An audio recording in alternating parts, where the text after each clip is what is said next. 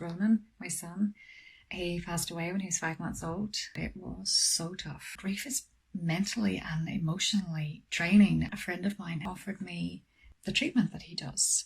It really is like nothing I've experienced before. It is strange. Now, you have to be open-minded. You have to appreciate that it is not a talking therapy as such. I still have the memories. Just the pain associated with them isn't as great as it was beforehand.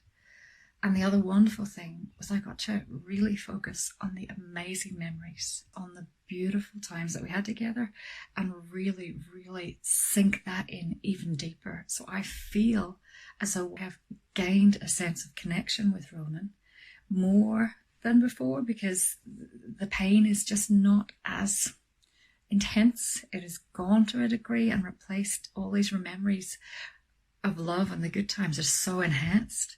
I felt so light afterwards. I feel like that love connection is still there, but the pain and the trauma has eased, and I feel lighter.